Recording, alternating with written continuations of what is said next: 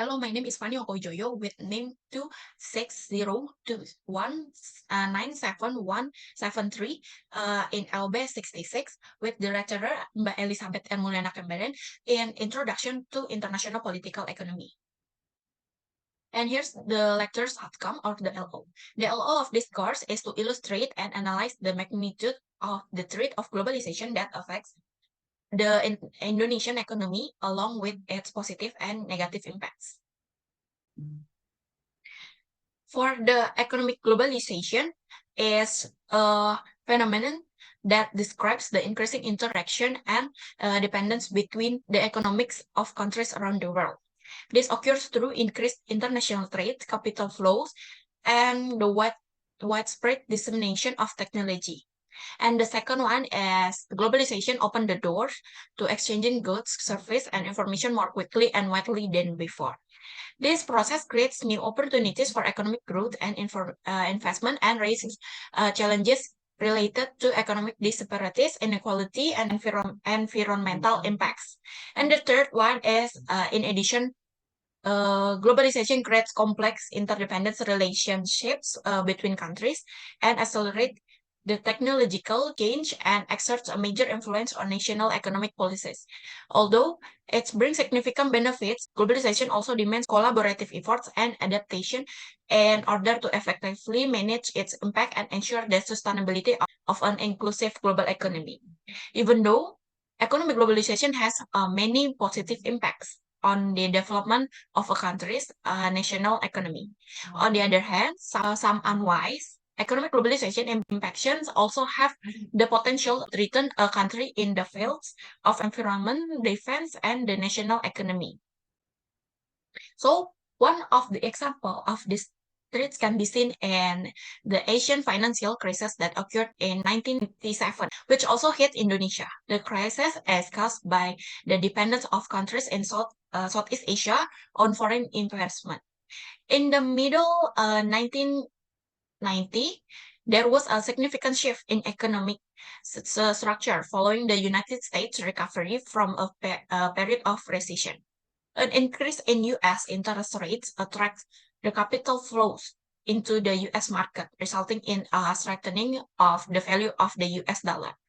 As the result, export growth was hampered and foreign investment along with asset prices experienced a decline, which then caused foreign investors to panic and begin to withdraw with their investment, triggering a decline in currency values in many Asian countries and giving rise to an economic crisis in the Southeast Asia region, including Indonesia.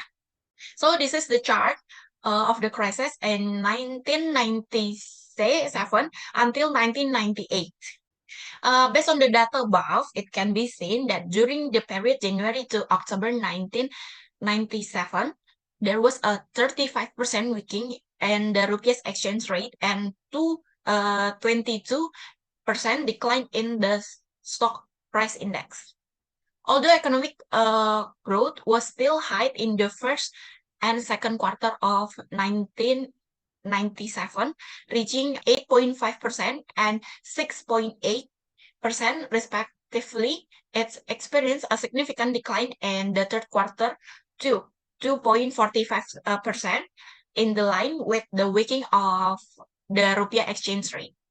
An increase in inflation was also recorded from 5% in July to 8.5% in October 1997.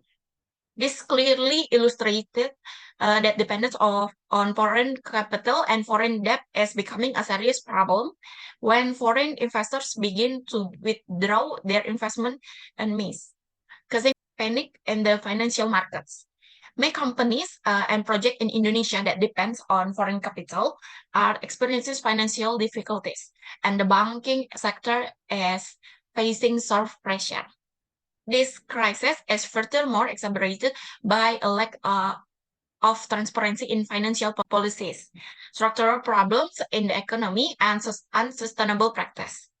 Thus, it can be concluded that economic globalization, one of the example which include dependence of foreign capital, played an important role in triggering threats to Asian countries during the Asian financial crisis in 1997, including Indonesia. Global economic instability at that time had a direct impact on the national economy, resulting in financial turmoil, crisis involving the currency, banking, and the other economic sectors in Indonesia.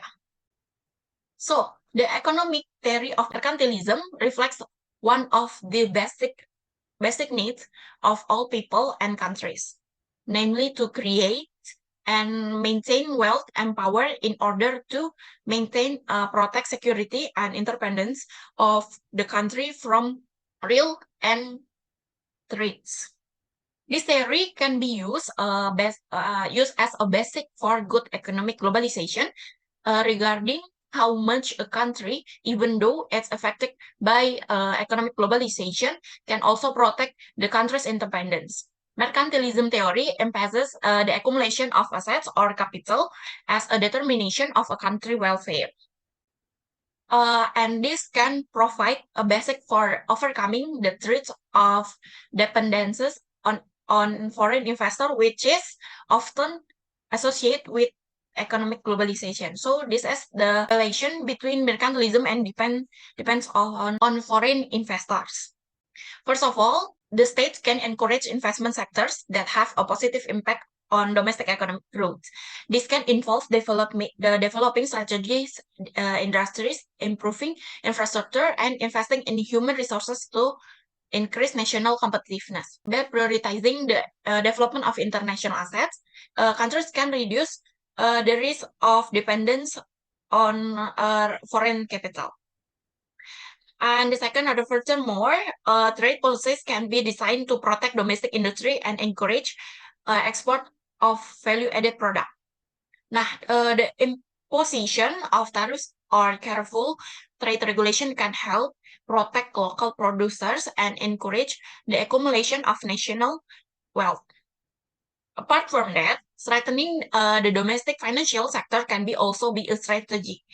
By developing the stable financial institution and promoting domestic savings, countries can increase their own financial capacity, which can be used to support investment and national development projects. However, it is important to note that while integrating the principles of mercantilism, countries also need to consider the positive aspect of globalization and strive to remain open to fruitful international cooperation. A balance between selective protectionism and participating in the global economy may be a more balanced approach to addressing the threat of dependence on foreign investors while maximizing the benefits of globalization. Next, the short list of positive impacts of a more integrated global economic system. The first one is economic growth.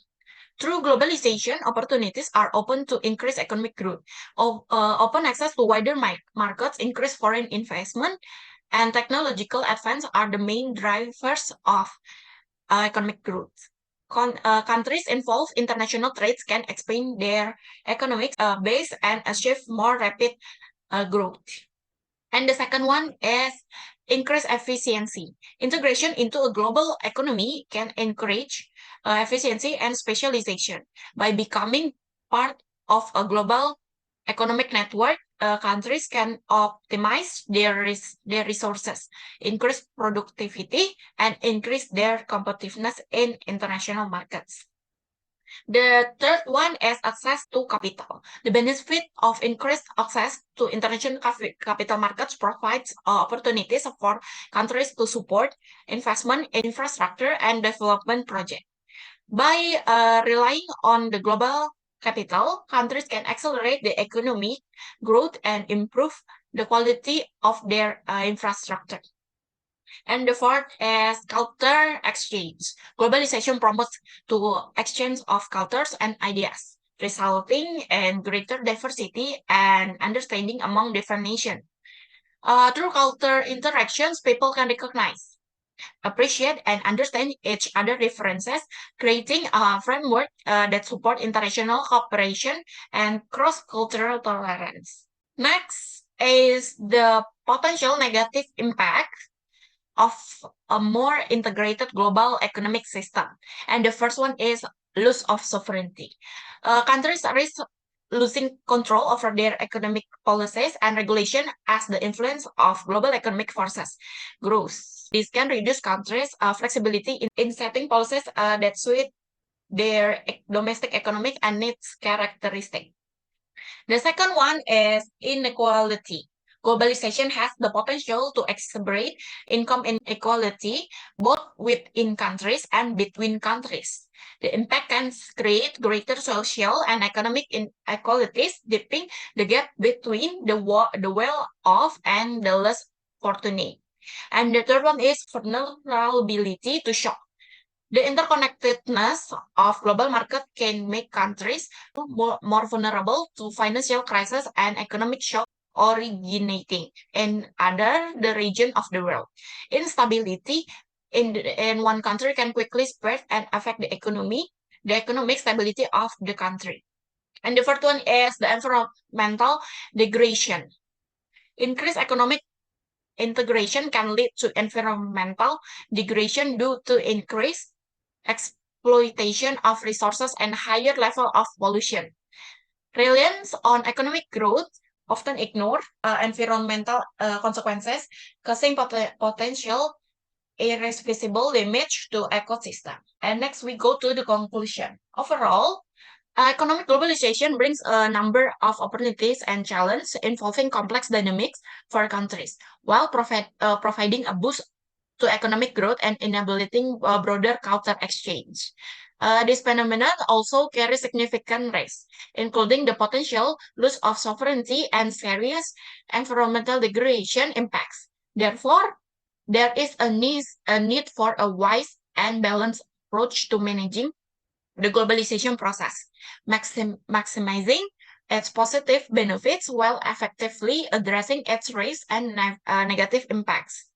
Thus, implementing smart and sustainable policies is the key to navigating the complexities of economic globalization for shared prosperity and sustainability. Next is the references that I use for this PPT. And next, this is the references too. That's all that I can inform.